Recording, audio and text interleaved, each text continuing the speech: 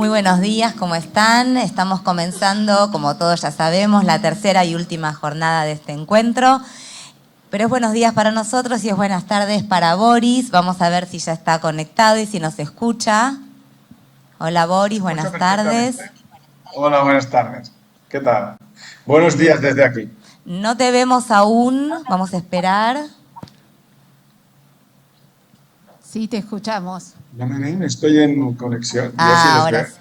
Bueno, ahora sí, un gusto verte nuevamente. Nos conocemos por Zoom, hicimos varios encuentros, así que bueno, buenas tardes y esperamos tener un lindo intercambio. Les paso con Elena. Buen día a todos, buenas tardes. Es realmente un gusto estar en este momento, compartir con vos este momento. No sé si mirarte acá o mirarte allá. Nosotros tenemos allá un televisor, los mira a ustedes. El tema que nos va a plantear Boris es la dimensión humana de la transformación educativa. Hemos tenido con Karina, con Lili, el enorme placer de hacer un encuentro previo, de conversar con él, de ver parte de su presentación, que creo que tiene una riqueza muy grande para pensar ese aspecto tan importante de liderar los equipos en un proceso de transformación y ver esos aspectos que como conductores de las instituciones educativas tenemos que tener en cuenta, sea en la comunicación, sea en el respeto de los tiempos, etcétera. Así que, ¿cómo vamos a hacer esta presentación? Vamos a, en primer lugar, a escucharte, Boris, y a después tener un espacio para poder preguntar, para poder hacer intervenciones, reflexiones, hacer una gran conversación entre todos nosotros que sin duda nos va a enriquecer mucho. Así que estamos acá para escucharte, Boris. Muchas gracias. Bueno, muchas gracias en primer lugar por la invitación. Estoy muy agradecido y muy honrado de poder estar aquí, aunque sea a distancia, en las jornadas. Y bueno, la presentación que yo tengo es que yo soy profesor de educación secundaria. Lo que antes se señaló más bien es un indicador de que ya no soy tan joven como quisiera. Pero voy a hablar desde el profesor que soy. Y por tanto me gustaría presentarles un poco para que sepan de dónde viene esto que les estoy contando, ¿no?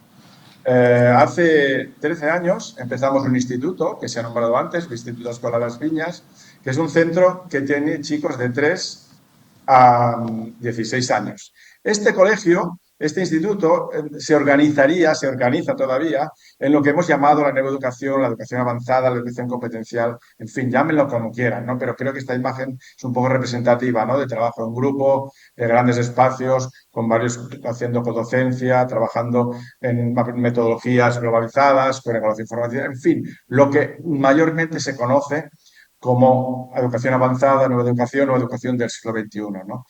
Esto nos llevó, al cabo de unos años, a pensar que podíamos compartir todos estos modelos con otros colegios y con otros profesores. Y con un conjunto de colegios catalanes, que algunos seguramente, si yo nombrara, ustedes conocerían, iniciamos un programa de 4 años que promovió la transformación educativa de los colegios catalanes hacia este nuevo modelo más competencial y más personalizado. Este proceso, que era un proceso voluntario, congregó a más de 450 colegios, a los cuales orientamos hacia la transformación educativa. Aprendimos mucho en este proceso. De esos 400, elegimos unos 30 de muestra, como una muestra representativa de diferentes lugares de Cataluña, que es el mapa que ustedes supongo que están viendo, ¿no? A estos colegios los acompañamos más intensamente, con más formación, con visitas, con estancias, con pasantías, que creo que llaman allí. Estos colegios son los que transformaron realmente su modelo educativo, su propósito y sus prácticas, ¿no? De todo este aprendizaje es parte de lo que voy a compartir con ustedes. En este momento, hace un par de años, hemos iniciado otro colegio, esta vez en la ciudad de Barcelona, que es el Instituto Angeleta Ferrer, que antes se ha nombrado, pero que además de tener chicos desde los 12 a los 18 años, es un centro de formación del profesorado. Porque el modelo formativo que estamos tratando de desarrollar ahora en Cataluña y en Barcelona es un modelo inmersivo en que los profesores se forman dentro del instituto en funcionamiento. Y ahora mismo yo estoy en la quinta planta de este edificio. Hoy se ha nombrado, es el primer día, estoy un poco escondido porque los chicos están en el comedor y empezaron las clases de la tarde y estoy un poco escondido quizá aparece alguien por ahí. Pero ahora mismo estamos en marcha con un equipo docente que les presento, que es un instituto, pero al mismo tiempo continuamos avanzando en las metodologías globalizadas, trabajo en equipo, pero en una fase más avanzada porque también formamos a profesores. Tenemos un programa asociado de investigación y de formación para profesorado en residencia. Pueden venir ustedes un día, pueden venir una semana, pueden venir una temporada a trabajar en el colegio con profesores mentores y con estudiantes, de manera que ustedes aprendan a desarrollarse profesionalmente en esta nueva manera de enseñar y aprender que llamamos nueva educación o educación avanzada. Eso es lo que quiero compartir con ustedes.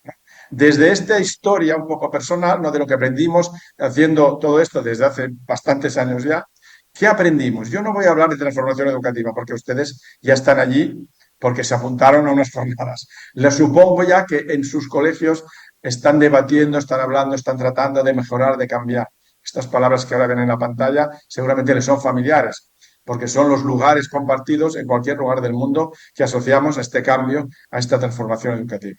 Yo voy a hablarles de la dimensión humana, de qué ocurre, cómo podemos ayudar a nuestros compañeros, sobre todo a profesores, docentes, a familias, a transitar este cambio, ¿no? Esta transformación de un modelo a otro modelo más competencial, más globalizado y más personalizado, ¿no? Y voy a utilizar una pequeña metáfora porque voy a hablar de 3 dimensiones para acompañar este proceso. Las 3 dimensiones tienen que ver con lo emocional, con lo contextual y con lo racional.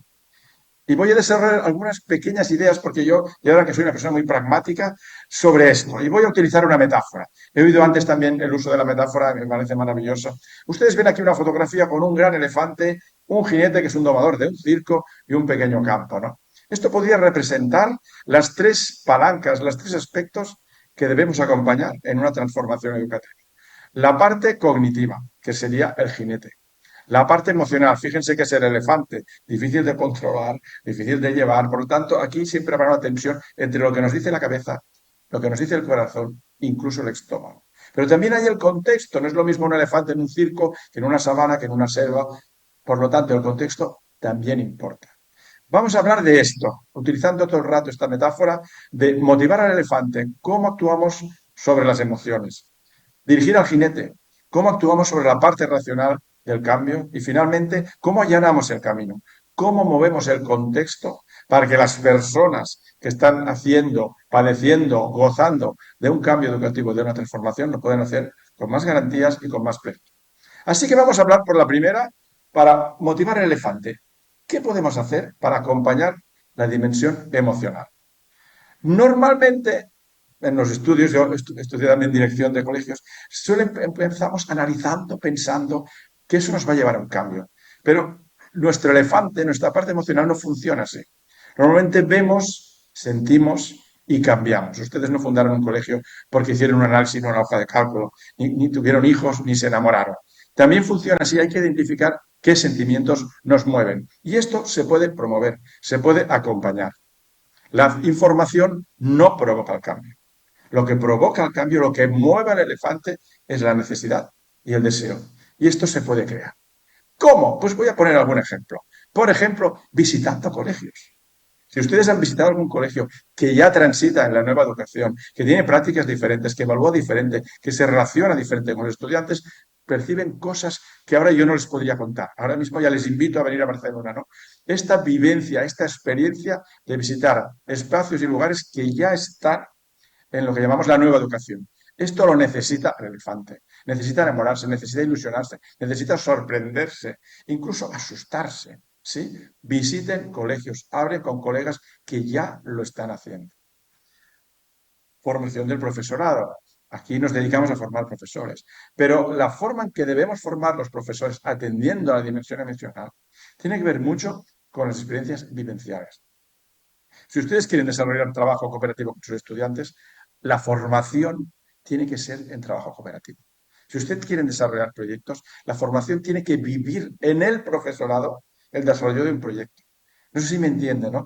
Hay que encarnar en las vivencias y aquí uno descubre pues lo que sale bien, lo que sale mal, lo que le incomoda. También forma parte de la parte emocional. Por tanto, hay una parte de sorpresa, de curiosidad, pero también hay una parte de miedo. También eso hay que acompañar. Reducir la dimensión del cambio nos ayuda a no tener tanto miedo.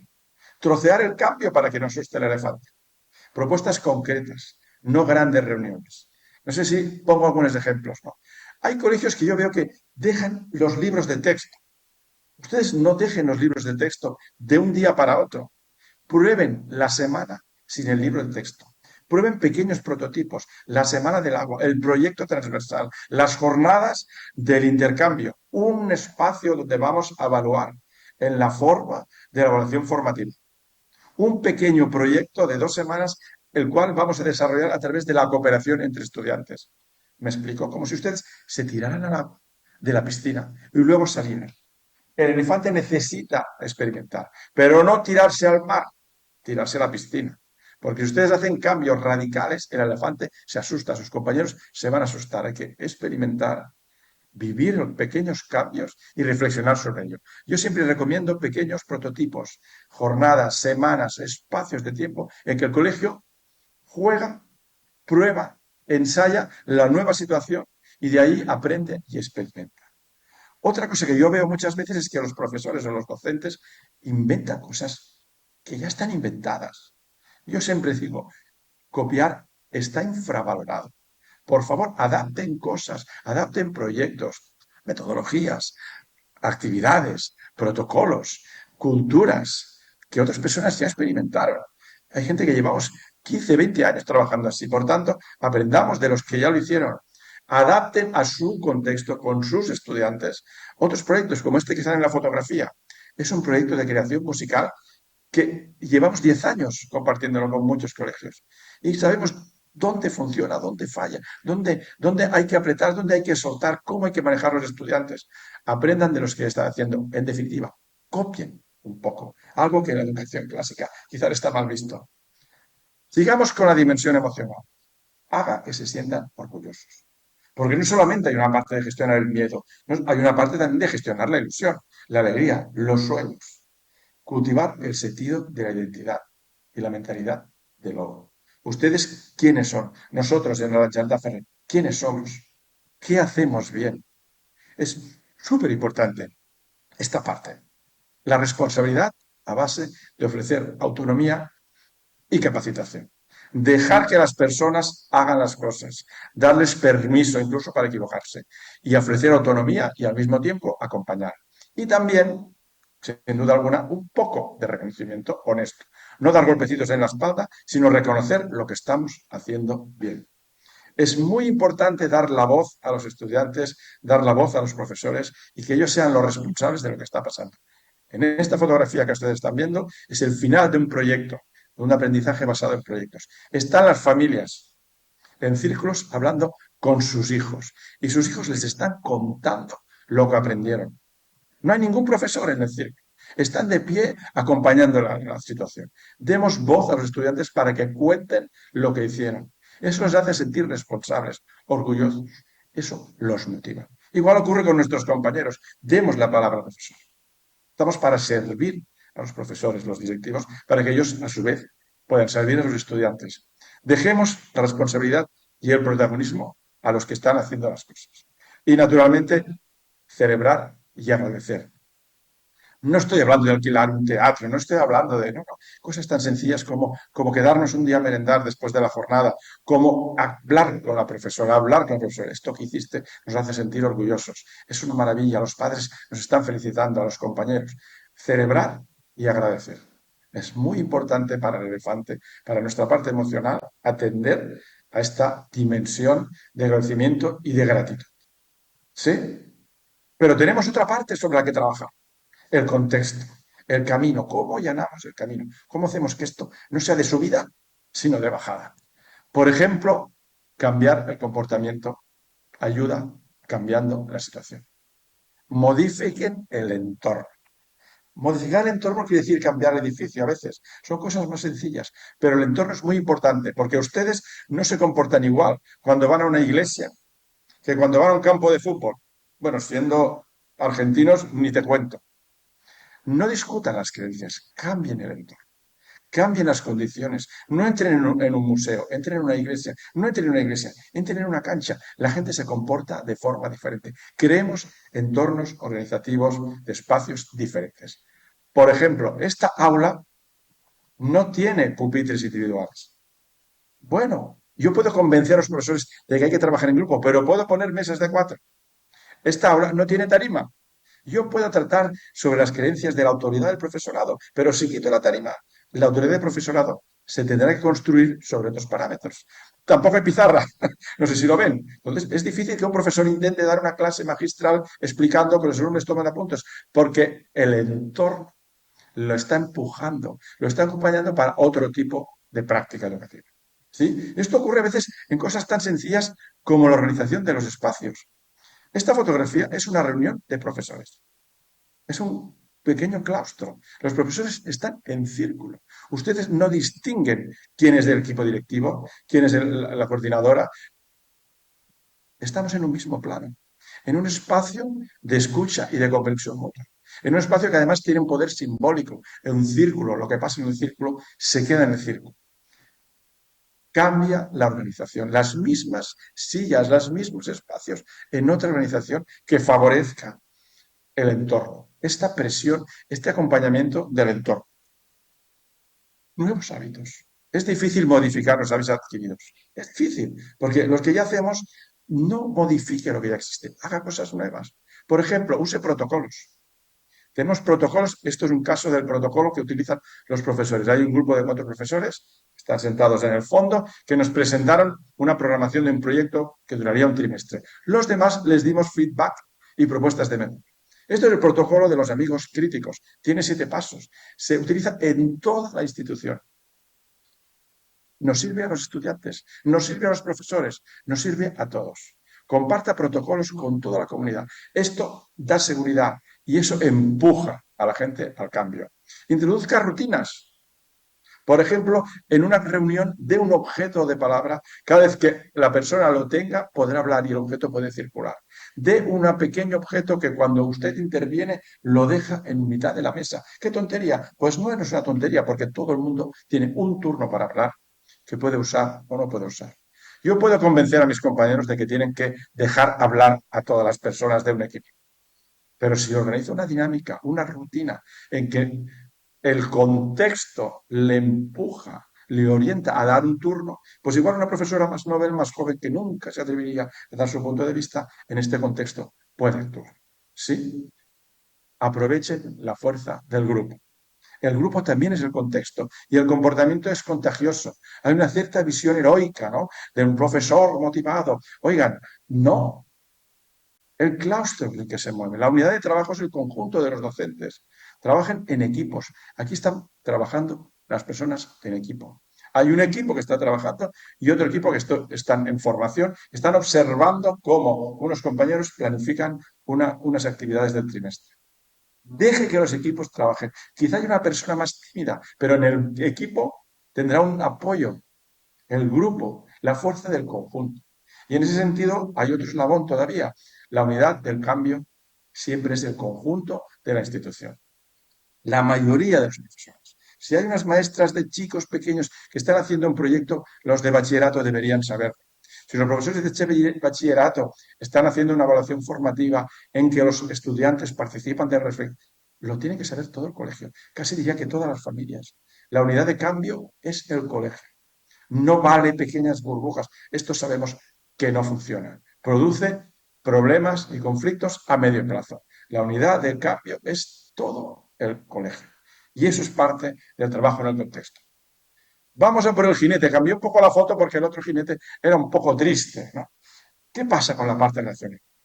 El cambio es más fácil cuando sabes a dónde vas y por qué vale la pena cambiar. Hablamos poco del destino. Yo creo que en estas jornadas, por lo que he visto, sí que se habló del propósito. Es fundamental saber dónde vas y por qué vale la pena cambiar. Es fundamental. Esa conversación es una conversación o un montón de conversaciones relevantes. Hay que hablar de por qué hacemos las cosas, de qué sentido tiene. Y eso a veces se nos difumina en el activismo de los colegios, ¿no? El propósito debe ser compartido y comprendido. No es una manifestación en la página web. No es un espacio en la entrada del colegio. No es una carta a las familias. Es la conversación que sostiene cada día el trabajo del colegio. Es fundamental. Cualquier oportunidad, si ustedes son directivos, es una oportunidad para compartir y hacer comprender el propósito de la institución. Esto le encanta al jinete, saber por qué estamos haciendo esto. Y si las razones no son profundas ni convincentes, igual como directivos, tenemos que sentarse y pensar, bueno, igual estamos haciendo algo, pero no tiene sentido o no tiene fundamento en el año 2023. ¿Vale? A veces la resistencia es falta de claridad. Comunicar, comunicar, comunicar. El directivo, el profesor, siempre tiene que estar dando cuenta de por qué hace las cosas que hace y todavía más cómo hacemos las cosas. Esta es la recibida de profesorado nuevo en mi centro. La persona que está en el rincón es la directora y el espacio es el espacio más informal del colegio. Es la parte del comedor. Estamos hablando de lo más importante en el espacio más informal, pero es un espacio de confianza, es un espacio íntimo, es un espacio pequeño.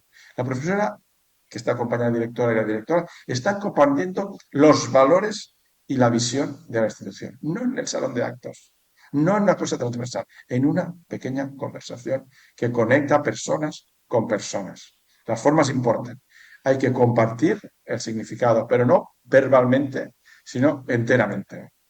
En esta otra fotografía, por ejemplo, hay todo un claustro de un colegio que se ha repartido en pequeños grupos, en el que cada grupo hay un miembro del equipo de directivo o de gestión que cuenta el propósito y la organización de ese curso escolar. Incluso comparte las dudas o las cosas que todavía no sabemos cómo van a funcionar. Vamos a introducir una nueva metodología y tenemos dudas de que las familias la entiendan. Tenemos una inquietud sobre cómo responderán los estudiantes. Esto también hay que compartirlo, porque esto crea transparencia y crea confianza. Es más, y crea vínculo con las personas para que ellas nos puedan ayudar, porque también están viendo con nosotros los problemas. Y por tanto tenemos más gente para colaborar. La fuerza del grupo vuelve a aparecer aquí. Y finalmente, encarnar la nueva cultura. Encarnar la nueva cultura quiere decir pensar en términos de comportamiento. ¿Qué hacen ustedes? Algo tan antiguo, tan clásico, tan bíblico como predicar con el ejemplo. Todo lo hemos vivido. Decir una cosa y hacer otra. Es imperativo para el jinete que la persona que nos dice que vamos a hacer algo vea que nosotros lo estamos haciendo. Encarnamos lo que vamos a predicar. Eso es un poco difícil cuando la institución está en un modelo y queremos avanzar a otro, porque las piezas del mecanismo, las reglas del juego a veces nos hacen hacer cosas que parece que no cuadran, pero tienen que cuadrar con la nueva cultura, porque la cultura es la sombra de la organización y de los comportamientos. Es lo que proyecta lo que hacemos y cómo nos organizamos. No es un manifiesto, es lo que emana de lo que estamos haciendo. Por tanto, por favor, encarnemos la nueva cultura. Si queremos escuchar, hay que escuchar. Si queremos que nuestros docentes escuchen a sus estudiantes, nosotros tenemos que escuchar a nuestros docentes. Ya están viendo ustedes que la forma de trabajo circular es una forma simbólica y extendida en este colegio. Sí, queremos que los alumnos sean escuchados. Primero tenemos que escuchar nosotros a los docentes. Hay un principio de simetría en todo esto muy básico para desarrollar una cultura de centro, ¿no? Por ejemplo, cuando ocurren cosas, incluso conflictos, ¿cuál es el protocolo? ¿Cómo hacemos? Describamos los comportamientos esperados. Cuando un alumno se porta mal, ¿qué se espera que ocurra? Pues protección de la víctima, restitución del fin. No voy a entrar en eso, pero hagan protocolos, expliquen a la gente cómo, qué se espera de ellos. Sí, el jinete necesita comprender, necesita saber por qué y cómo. Eso nos ayuda para el cambio. Y finalmente, identifica y sigue los brotes verdes. Seguro que en vuestro colegio algo funciona. Hagámoslo crecer. Otro defecto que encuentro yo en muchas formaciones de directivos es que nos enfocamos en lo que hacemos mal, en corregir. No corrijamos lo que hacemos mal, promovamos lo que hacemos bien. Seguro que en vuestro colegio hay algo que funciona. Olvídense de lo que sale mal, valoren lo que haga bien y háganlo crecer. Esa jornada en que los estudiantes explicaron lo que estaban haciendo con las familias, hubo una conexión. ¿Por qué? ¿Qué pasó? Pues que la comunicación tenía sentido. Pues vamos a desarrollar más actividades en que la comunicación tenga sentido. ¿Qué ocurrió en un proyecto de bachillerato donde los alumnos participaron con los profesores para poner en solfa la evaluación hubo un debate sobre la evaluación, hubo una conversación seria sobre qué cualificación correspondía. ¡Ostras! Vamos a practicar la reflexión en más sitios alrededor de la evaluación. Seguro que en su colegio hay cosas que funcionan. Háganlas crecer. Yo no sé en esta fotografía qué es lo que se vería en su colegio, pero ustedes sí que lo saben. ¿Qué ven en su colegio que ya funciona? Empiecen apreciando lo que ya tienen y háganlo crecer. Seguramente habrá que reparar o habrá que cambiar. No me gusta la palabra corregir, me prefiero aprender. Pero no empiecen por ahí. Eso vendrá después. De hecho, si lo hacemos bien, acaba muriendo solo. Esa práctica acaba perdiéndose. ¿Por qué? Porque hacemos otra que nos gusta más. Esa metodología acaba desapareciendo. ¿Por qué? Porque tenemos otras en las cuales los estudiantes aprenden más. Incluso aprenden cosas más interesantes. ¿Sí? Entonces, si yo ahora quiero escucharles a ustedes, no puedo contar más cosas. Tengo que dejar espacio. Y por eso voy a terminar aquí para tener espacio para hablar. Así que termino recuperando la metáfora para que ustedes se acuerden. Ah, sí, el elefante. Estoy haciendo cosas, estoy haciendo algo en la dimensión racional. Estoy tratando al jinete, estoy dando razones porque es como. Sí, adelante. Estoy actuando, estoy motivando al elefante. Actúo sobre la parte emocional. Sí, adelante. Tu cambio tiene opciones. Estoy cambiando el concepto. Siempre hacen bromas. Están moviendo sillas, estoy moviendo mesas. Sí. Tienes opciones. Yo veo muchos colegios que solo apuntan a una de las tres variables. ¿Y qué ocurre? Pues que no funciona. No vale solamente que la gente entienda. Lo tiene que vivir. Pero no vale solamente que lo viva. Lo tiene que tener un contexto apropiado. Y no solamente vale que tenga un contexto apropiado. No sé si me entienden. Tres palancas, tres ámbitos para acompañar la dimensión emocional de la transformación. Cada uno que se quede con la idea, con el tip, con la sugerencia que crea posible. Y nada más, porque ahora quiero escucharles a ustedes, a mis compañeras y a los presentes en la sala, que espero que les están viendo. Yo no les veo, pero les estoy imaginando. Así que muchas gracias por escuchar y si les parece, dejo de compartir y simplemente conversamos. Muchas gracias.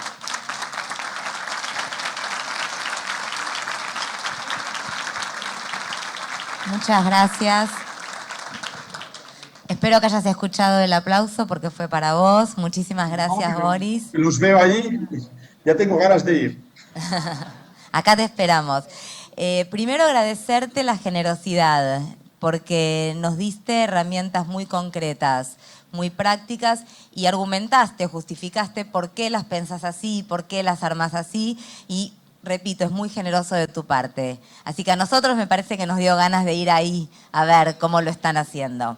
Y en relación a eso, dijiste un montón de cosas, tomo una, para así después abrimos también a las demás personas que están acá. Tomaste la idea de copiar, ¿no es cierto? De copiar para hacer algo nuevo, de no ponerse a inventar lo que ya alguien inventó y de poder partir de eso. Y quizás hablaste de la nueva cultura y quizás mi pregunta viene de la vieja cultura.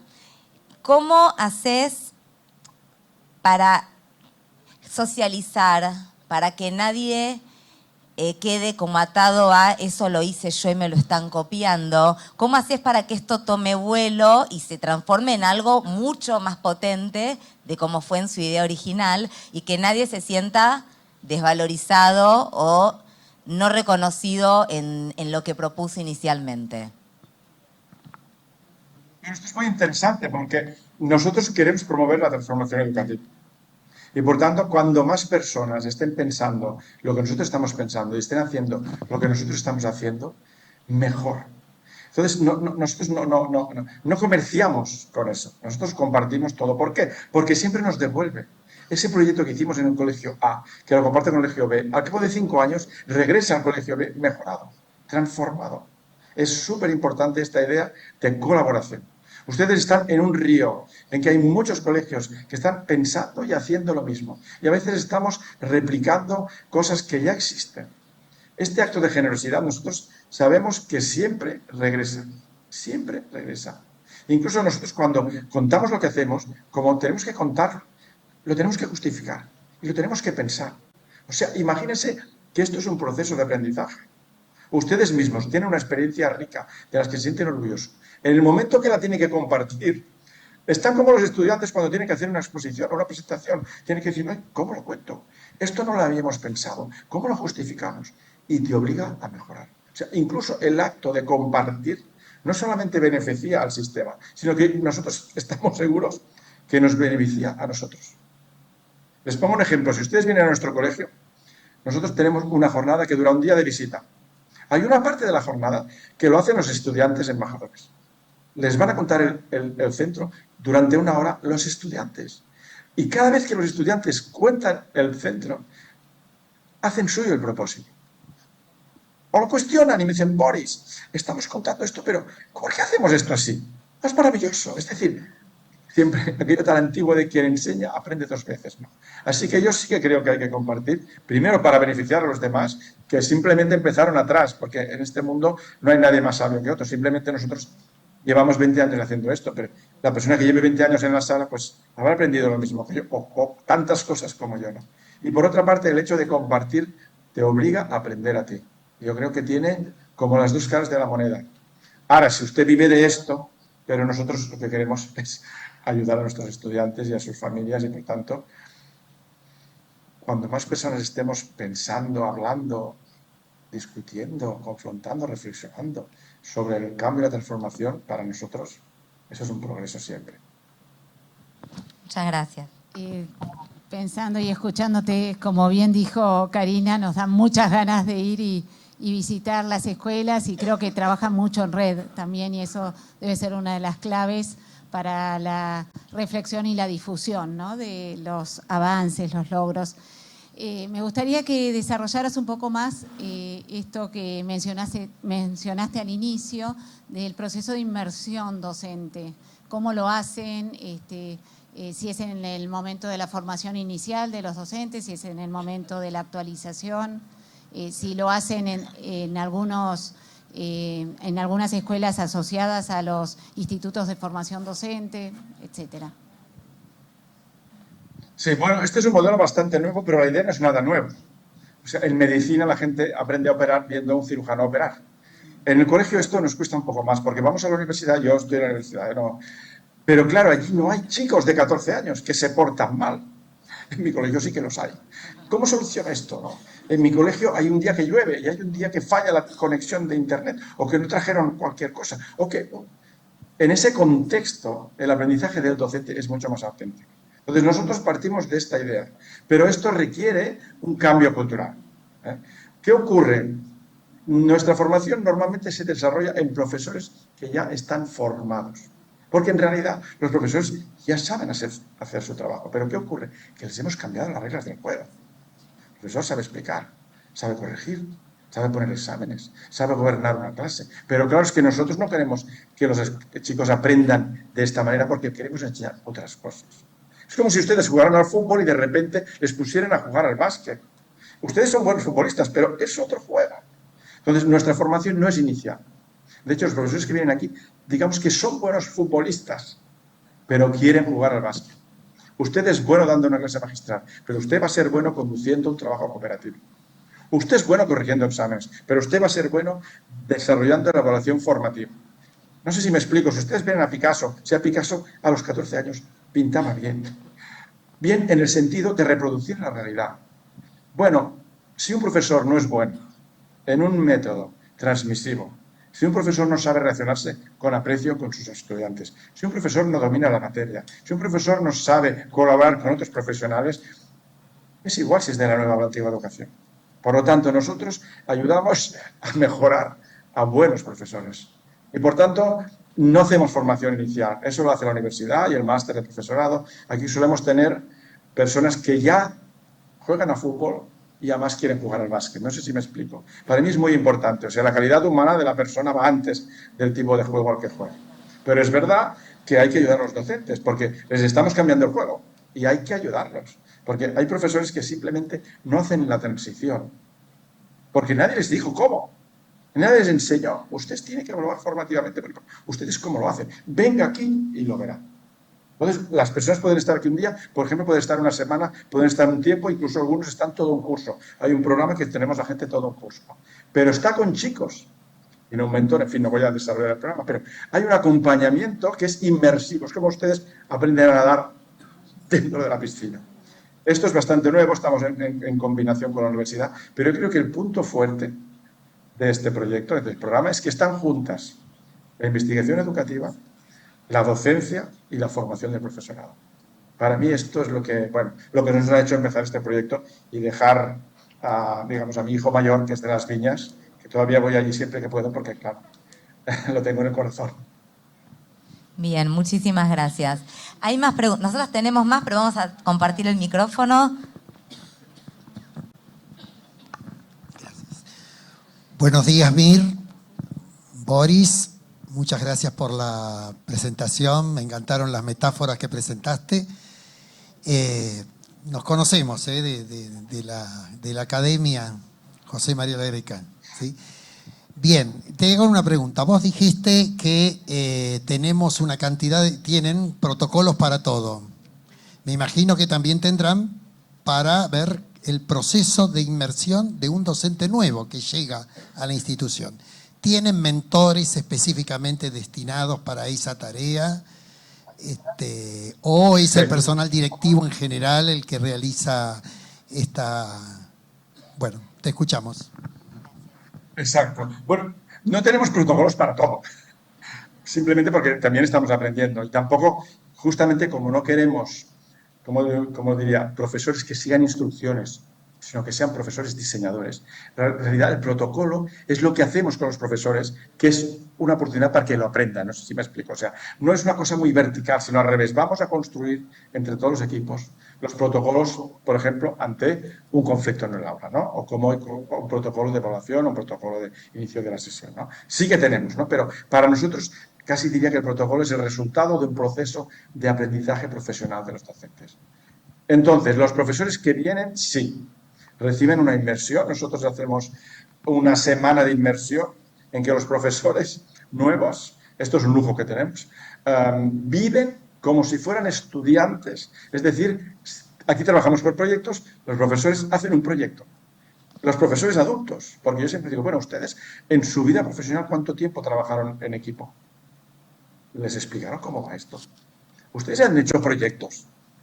Entonces, ¿cómo? No sé si me explico. Ustedes hubieran tomar una charla y tomar notas y apuntes y saben hacerlo, pero el juego no lo saben. Por lo tanto, nuestra formación con los profesores nuevos es el equipo que ya existe durante una semana de inmersión, toda la semana, sin chicos. Ellos hacen de chicos y, por lo tanto, sufren la evaluación inicial, la evaluación formativa, nosotros hacemos presentaciones de aprendizaje. Todo lo mismo que le puede ocurrir a un chaval de 16 años, le ocurre a una profesora de 34. Y nosotros acompañamos para que, lo que he dicho antes, no viva. Entonces, cuando empieza el curso, como ahora, nosotros tenemos media hora, esto no lo tienen nuestros colegios de Cataluña, son media hora de conversación de desarrollo personal cada semana. Cada persona tiene un mentor, que es un profesor experto, que tenemos como profesores como de 30 años y de 50, poco ya los que no somos tan jóvenes. Y cada semana tiene media hora de desarrollo profesional. El primer trimestre hay un mentor con un profesor Nobel que durante media hora, además es media hora de reloj, o sea, no es a tomar una cerveza, no, es para hablar de en qué estás enfocado, qué necesitas. A veces hay preguntas de rutina de cómo está, dónde está la llave para entrar en el gimnasio, pero el objetivo no es esto, el objetivo es, bueno, ¿en qué te está saliendo bien? ¿Qué podemos mejorar? ¿Qué desearías para la próxima semana? ¿Cómo puedo ayudarte? ¿Puedes hacerme una observación en el aula? ¿Puedes revisar una programación que estoy haciendo? ¿Puedes acompañarme en un proyecto con los estudiantes? ¿Puedes dirigir conmigo un círculo de palabras para que yo vea cómo funciona? Y esta persona, durante un trimestre, hasta después de Navidad, es el mentor. Después, a partir de enero, cada profesor ha hecho un autodiagnóstico de sus fortalezas y de lo que hace bien y lo que puede mejorar. Entonces, aquí reestructuramos, porque como nos gusta trabajar en grupo, agrupamos a los profesores según necesidades, que es lo mismo que hacemos con los estudiantes. Y por lo tanto, sí, es que es un centro de formación. Este lujo, porque es un lujo, no lo tienen los otros colegios porque estos son más recursos humanos. O sea, son personas y tiempo a disposición.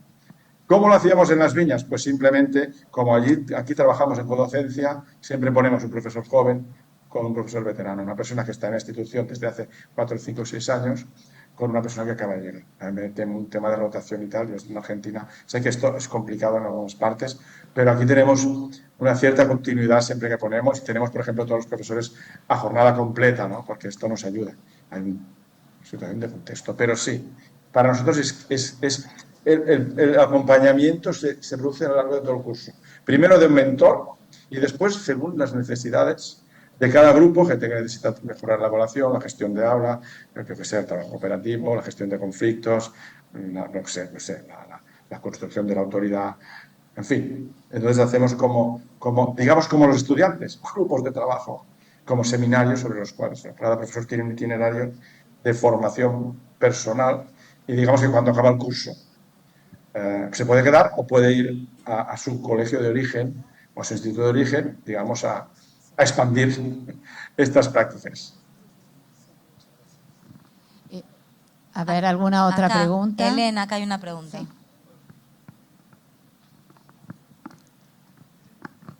Hola, buenos días. La pregunta es cómo podemos trabajar con aquellos profesores que creen que juegan muy bien al fútbol, que creen que juegan muy bien al básquet, que se creen que son Messi y Michael Jordan juntos, pero el feedback de la comunidad, de los estudiantes, de los compañeros es que, che, no sos tan bueno, ¿sí? Pero no hay registro de eso. Qué fácil, Boris. Esta pregunta ya sería otra charla. Apuntando un poco, porque esto también nos pasa aquí, ¿no? Normalmente las personas no nos gusta hacer las cosas mal y nos aferramos a que lo hacemos bien. ¿Por qué? Porque sentimos inseguridad de poner en cuestión lo que estamos haciendo. La manera de conectar con estas personas para nosotros reside en el propósito y en las necesidades de esta persona. Normalmente se aferra a algo porque ello cumple con una necesidad. ¿Sí?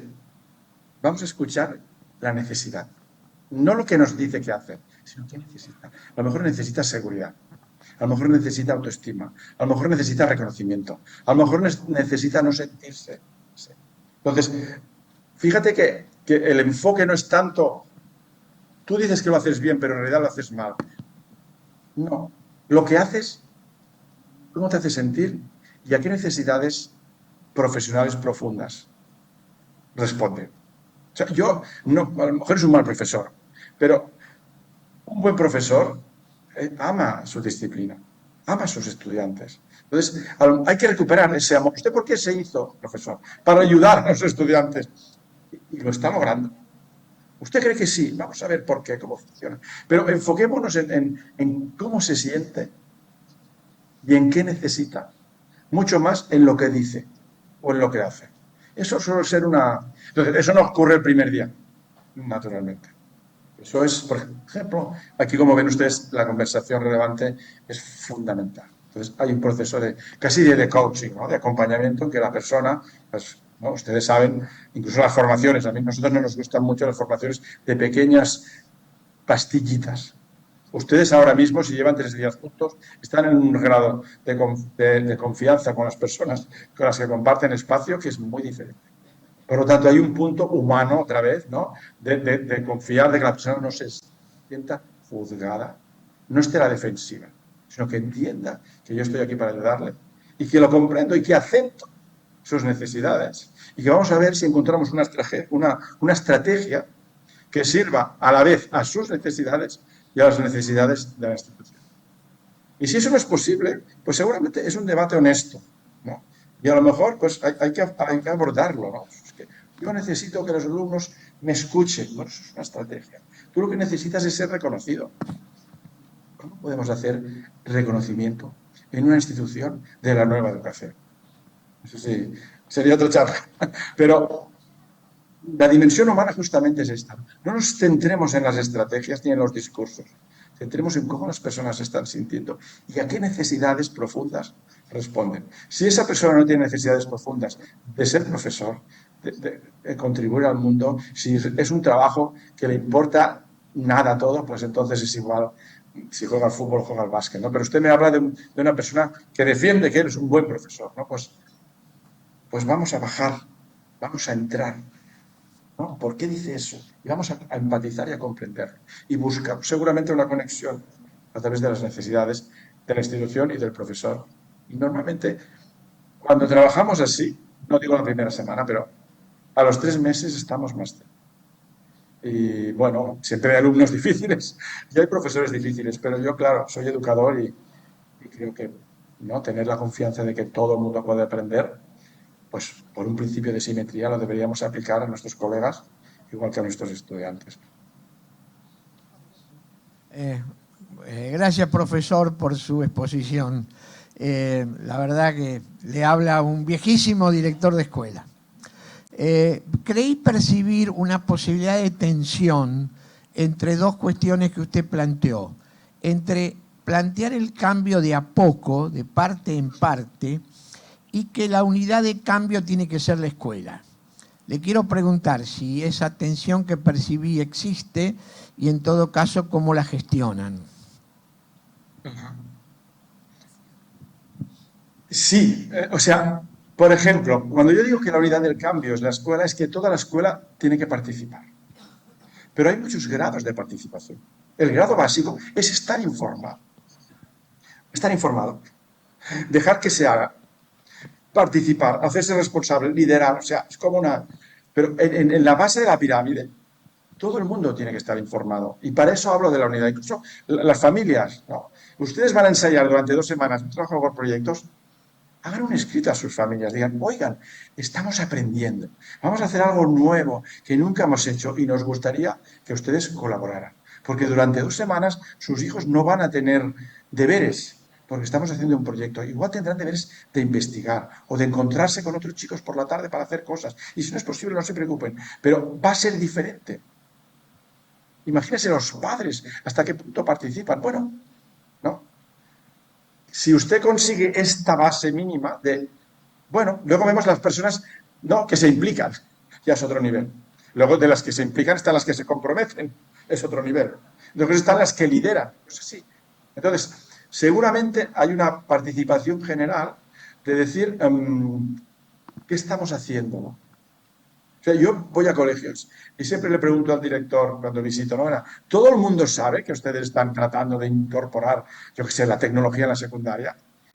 Y dicen, bueno, no saben los de la secundaria, no están participando, no sé si me explico. Hay colegios que hacen visitas en el colegio. O sea, los profesores de bachillerato no saben qué hacen los de kinder. Por favor, vayan a ver qué hacen niños de 5 años. Porque a lo mejor se van a sorprender. Tenemos menos autonomía los chicos de 16 que los de 5. Eso es participar. O sea, para mí puede haber, digamos, como distintas velocidades, pero la dirección tiene que ser compartida. En management le llaman la visión, ¿no? El propósito, la misión, llámenle como quieran, ¿no? Pero esta parte puede ser que uno esté aquí y otro esté aquí. Otro esté simplemente conociendo. El otro esté participando, el otro esté comprometido. Y ese es el que lo está haciendo y además lo vive, ¿no? En este sentido, yo creo que toda la institución debería participar.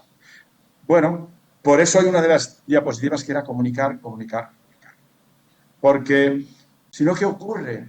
Como colegios, no sé, seguramente pasará en Argentina, como a 2 velocidades, ¿no? Gente que no participa. Gente que, bueno, eso es cosa de kinder, cosa de ciclo medio. Bueno, sí, es cosa de ciclo medio, pero ¿qué tenemos en común? Estamos cambiando el propósito de la institución. Estamos personalizando el aprendizaje. Como se hagan en niños de 3 años, no será igual que de 5, que de 12, que de 16. Pero los chicos de 16 también pueden personalizar su aprendizaje y tener itinerarios diferentes. ¿Cómo se hace eso en la etapa superior? Pues vamos a tratar. Pero eso está en el ambiente, eso está en el día a día de la escuela. Por eso había también una diapositiva que era, vamos a compartir con todo el claustro, con toda la institución, los propósitos del año. Fíjese que una cosa que hacemos nosotros es compartimentar en el sentido de crear pequeños espacios de comunicación. Dividimos, que hacemos mucho nosotros en centros grandes, ¿no? Dividimos los responsables para que cada responsable, con un grupo de 12 personas, converse y explique. Eso también tiene un truco directivo, porque claro, las 12 personas a las que yo delego, con las que yo comparto esta difusión, se lo tienen que saber. Nadie, cuando uno enseña, aprende 2 veces. Por lo tanto, la coordinadora me dice, pero bueno, Boris, yo no tengo claro esto del trabajo. Bueno, pues vamos a hablar de esto, porque eres tú lo que va a estar solo. Yo no te voy a estar vigilando. Tú vas a compartir con... Esto suele funcionar a cualquier nivel. Con los chicos. Si ustedes aquí trabajan en cooperativo, verán que la enseñanza entre iguales funciona. Pues funciona igual con los adultos. Y esa es la forma de participar. A veces participar es escuchar, pero den oportunidades a todo el mundo de escuchar lo que nos está pasando o lo que queremos lograr. Acá. Hola, buenas tardes, Boris. Bueno, un placer escuchar. Y bueno, en parte algo de lo que estaba pensando lo fuiste contestando en esta última intervención, que tenía que ver justamente con la dimensión que cobra el directivo en cualquier proyecto, pero fundamentalmente cuando se trabaja en un espacio de pensamiento colaborativo, ¿no? O sea, en general pasa que cuando uno pone a rodar una idea y abre el juego, pueden pasar dos cosas. O se dan vuelta y en un momento nos miran y dicen, bueno, vos sos la directora, ¿cómo cerramos el tema? O bueno, se reproducen tantas personas como roles y todos pretenden tomar por sí mismo una definición. Entonces ahí hay como una distinción en alguien que debe terminar de definir cómo se avanza en ese proyecto. Esa por un lado. Y por otro lado, la curiosidad que generalmente tengo en relación a los tiempos. Que creo que a todos nos pasa, en algún momento el drama de febrero es organizar el horario, establecer los tiempos escolares, que por otro lado tienen que tener un cumplimiento acorde a la rutina que está preestablecida, a la cuadrícula, a la carga horaria y demás cuestiones que son las que rigidizan a veces la escuela. Si bien estamos empezando a tener algunas permeabilidades en ese sentido, nos falta, ¿no? O sea, nos falta un montón. Pero, ¿cómo son los tiempos? En un proyecto que es tan amplio y tan multidimensional, ¿cuánto tiempo dedican a pensar los tiempos escolares? Por ahí. En realidad los tiempos son las prioridades. O sea, nadie tiene más horas al día, ni ustedes ni yo. O sea, el día tiene 24 horas, la jornada laboral tiene tantas, la jornada escolar tiene tantas. Pues si tenemos 5 horas con los chicos aquí, tenemos 5 horas. Con las escuelas hay que atenderlos. El tema es en qué usamos esas 5 horas. Nosotros, por ejemplo, hemos hecho una simplificación brutal, parece una palabra así que de impacto, ¿no? Pues de parte del currículum, de parte de lo que enseñamos y de parte de lo que aprendemos. Nos centramos en cosas fundamentales y básicas. Porque muchas cosas que se aprenden no tienen mucho sentido, se olvidan y no son relevantes. Para decirlo más pedagógicamente, no nos capacitan para nada. Igual ocurre con el profesorado, ¿no? Realmente lo que estamos haciendo, ¿qué es lo relevante? Entonces, sacar el tiempo será difícil porque tenemos el que tenemos, pero ¿cómo lo usamos? La gente me dice, pero Boris, ¿cómo vamos a repensar el colegio si estamos haciendo clase con los chicos? Pues repiensen el colegio con los chicos. El lunes a las 8 de la mañana. ¿Cómo? Sí, el lunes a las 8 de la mañana. Se sientan con los chicos y hacen un debate, una puesta en común. Oiga, nos estamos replanteando esta parte del colegio. Vamos a dedicar media hora a hablar de esto. Oiga, pero es clase de matemáticas. Bueno, pues sí, vamos a dejar de hacer matemáticas. Son prioridades, pero no van a, pues que vengan los chicos el domingo. Bueno, yo no sé ahí en Argentina, pero en España eso ocurre con los que estamos medio locos, pero las personas naturales y normales tienen otras aficiones. Algunos estamos con esta pasión que no tenemos, pero el profesor, el profesional, pues tiene que trabajar y hacer otras cosas. El tiempo es el que tenemos, el tema son las prioridades. Perdón, ¿qué priorizamos? ¿Qué contenidos priorizamos? ¿Qué saberes priorizamos? ¿Y qué estrategias priorizamos? Una cosa que nosotros hemos aprendido en los últimos 15 años es a simplificar. A simplificar. O sea, nosotros tenemos como 3 aproximaciones metodológicas y solo tenemos 3. Solo tenemos 3. Y el sistema de evaluación, hemos ido a lo esencial de la evaluación. No tenemos miles, no tenemos miles. Tenemos momentos relevantes de reflexión sobre la aprendizaje.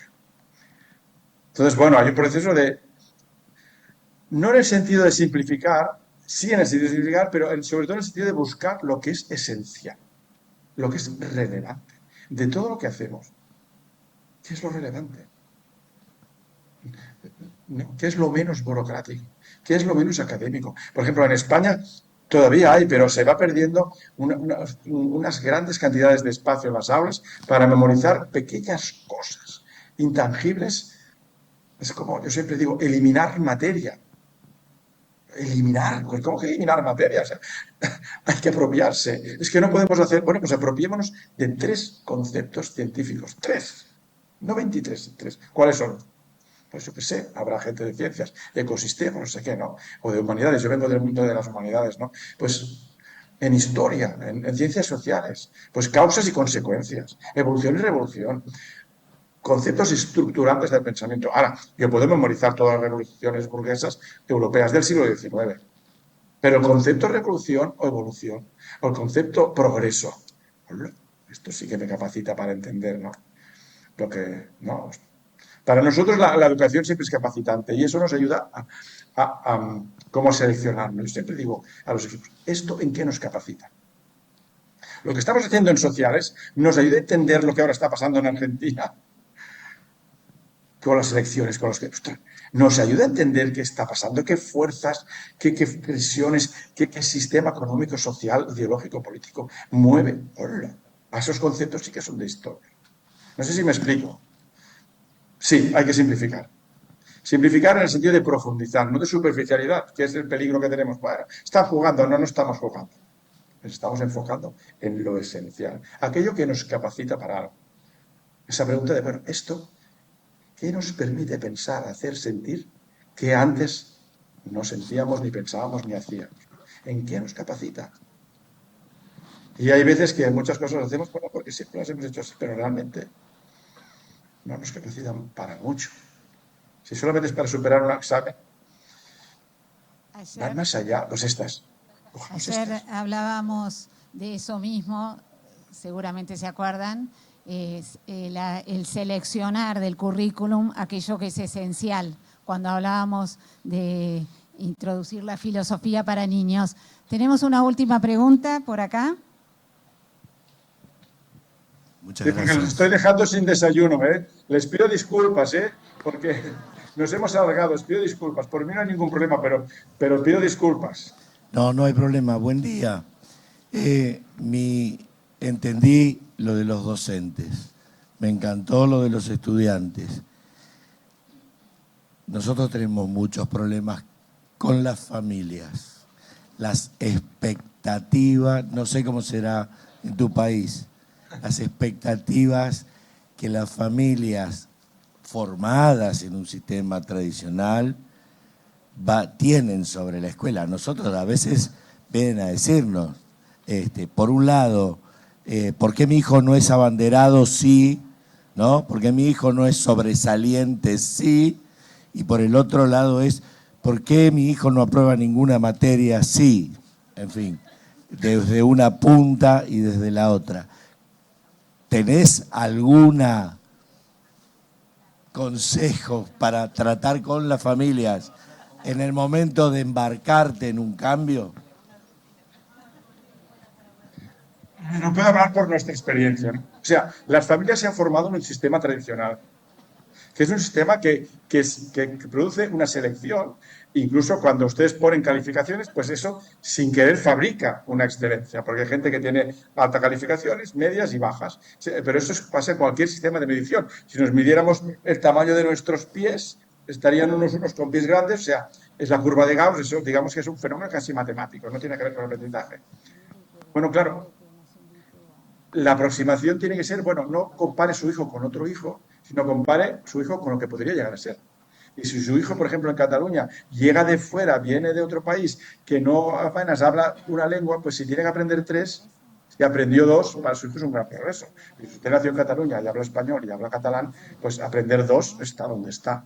Esta jerarquía hay que bajarla y decir, bueno, ¿cuál es la mejor versión de tu hijo? Pero no comparada con otros. Pues, por ejemplo, nosotros no tenemos primeros, segundos, premios, o sea, porque eso crea una jerarquía, aunque sea con todo el amor del mundo, con el espíritu de superación, ¿no? De competir. Oiga, la única competición honesta es con uno mismo. Es decir, yo quiero ser el Boris que mejor pueda ser y mejor pueda servir y mejor pueda acompañar este proceso a mis compañeros y a mis estudiantes, ¿no? Hay otro profesor que es igual si es más bueno o menos bueno, es igual es otro y también él tiene su crecimiento, ¿no? Esta es una idea de la evaluación. Hay que bajar y entender que cada persona puede crecer desde el lugar donde está. Por lo tanto, no nos podemos comparar. Les decimos a los padres, es que su hijo es incomparable. Porque es único, ustedes son únicos, cada uno. Pero pueden hacer las cosas más o menos bien, bastante bien o muy bien, pero en relación a lo que ustedes son, hacen, piensan, sus capacidades, su familia, su historia. Por otra parte están las familias. A que entiendan esto es difícil, pero lo que hacemos nosotros, desde hace muchos años, cuando hacemos cosas diferentes, las familias siempre participan, siempre están invitadas. Las familias, cuando hacemos un proyecto, mostramos el proyecto. Cuando hacemos un trabajo, mostramos el trabajo. O sea, están siempre invitadas. Las familias pueden venir a visitar una clase. Hacemos puertas abiertas para las familias. Porque las familias también necesitan entender lo que está pasando.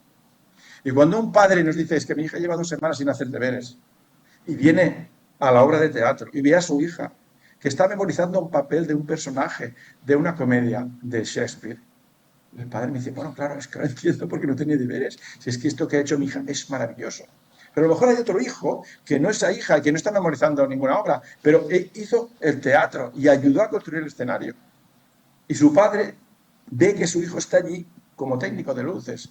Entonces, las familias, en nuestro colegio, por ejemplo, vienen continuamente, continuamente. Por ejemplo, ahora hemos hecho una reunión con las familias de inicio de curso. Seguramente hacen reuniones de estas en Argentina, pero normalmente ¿quién las hace? La dirección. Los profesores más principales sientan a los padres en la sala de actos y les cuentan cómo funciona el proyecto. Bueno, nosotros hacemos esto, pero no les contamos nada. Los ponemos en círculo y hablamos y los conocemos. Y las familias ayer se fueron como, pero Boris, ¿usted no me va a contar? Yo digo, no. Sus hijos van a entrar en este colegio nuevo y durante 15 días van a aprender cómo evaluamos, cómo trabajamos por proyectos, cómo hacemos el plan personal de aprendizaje, cómo fomentamos la responsabilidad, cómo nos fundamos en el respeto, cómo hacemos círculos de palabra. Y sus hijos, de aquí a 2 semanas, apúntense, porque hay una reunión de padres conducida por los estudiantes en que sus hijos les van a explicar la metodología, los libros, la evaluación, la organización del colegio. Fíjense qué cambio. Sus padres, el primer día se van un poco, quizá nos equivocamos de colegio, gente tan de vanguardia, pero de aquí 15 días se van a enamorar de sus hijos, del proyecto, porque verán a su hijo, no a la directora, a su hija que dirá, bueno, bienvenida familia, os vamos a contar cómo se aprende por proyectos, porque lo hemos estado estudiando, practicando, pensando durante 2 semanas, y ahora se me acompañan. Les voy a subir en una sala que hemos preparado una pequeña exposición, y ustedes, este grupo, van a hacer un círculo de palabra, y ustedes van a ver cómo evaluamos y ponemos las notas. Fíjese que es el mismo proceso. Cuando las familias viven y comprenden y crean el entorno, las 3 palancas, es más posible que lo comprendan. Y hay familias que al cabo de un año dicen, oye, Boris, esto está muy bien, pero no sé, pues oiga, alabado sea Dios, o sea, no hay ningún problema. Aquí tienes un amigo para siempre. Es su hijo, o sea, las familias también necesitan aprender y conocer y dar valor a lo que hacemos. Nosotros los invitamos a todo. El otro día, en el análisis de fin de curso, vienen 10 veces durante un curso. Es mucho, ¿eh? 10. No vienen todas de todas partes, pero entre el proyecto, la reunión de evaluación, las presentaciones de aprendizaje, el fin de no sé qué, la jornada de... Tienen que ver lo que estamos haciendo, comprenderlo y vivirlo y saber el porqué. Lo que conté antes con las familias. Y estas tensiones pues pueden suceder, pero por lo menos, yo siempre digo, si la gente no valora lo que hacemos, por lo menos que sepa lo que estamos haciendo y que lo valore con lo que realmente estamos haciendo, no con ideas de es que los niños aquí están jugando. Oiga, los niños aquí no están jugando. Es que hacen cosas divertidas. No hacemos cosas divertidas. Hacemos cosas interesantes, pero no divertidas. Aquí no venimos a divertirnos. Puede ser que nos divertamos, por supuesto, pero no es lo principal. Que nos divertimos mejor, pero es interesante, es necesario, es útil, es profundo. Eso lo tiene que ver la familia y lo tiene que aprender. Entonces, bueno, nosotros los dejamos siempre entrar, venir, tenemos muchas reuniones de padres. Sí, hay padres que quizá no, pero yo te diría, los padres también necesitan, porque nosotros estudiamos en un método tradicional y tenemos que dar valor a todo esto. Si no lo damos, puede ser que no nos guste, pero yo creo que mayoritariamente es que no lo entienden. O que, seamos humildes, no lo estamos haciendo todavía suficientemente bien. Y por tanto yo les digo a las familias, colaboren con nosotros. Cuando ustedes vean algún proyecto que no funciona, que ustedes perciben, pues venga, es que mis hijos están aquí, bueno, pues hablen con nosotros. O sea, nosotros estamos aquí aprendiendo también. O sea, hay un punto de humildad, pero también un punto de comunicación. Muchas familias no valoran lo que hacemos porque no lo entienden. Sencillamente, cuando lo entienden, se quedan. ¿No? Nosotros, cuando los chicos llevan aquí, en otro colegio, como llevamos 13 años, ¿no? Pero aquí que llevamos el tercer año, ¿no? Me dice una madre, es que claro, ahora que lo estoy viendo, a mí me gustaría volver a empezar el colegio para aprender así. Para mí esto es, vale, ya está. Ya está. ¿No? ¿Qué más se puede pedir, no? Pero tiene que entender que esto también es una nueva educación. Que, bueno, para el siglo que estamos y lo que está viniendo, nosotros honestamente pensamos que realmente es mejor. Para nosotros esto es la calidad educativa en el 2023. Pero en fin, no me alargo más. Muchas gracias por la pregunta. Me parece también una pregunta interesantísima, ¿eh? Cómo incorporamos los diferentes tipos de alumnos y los diferentes tipos de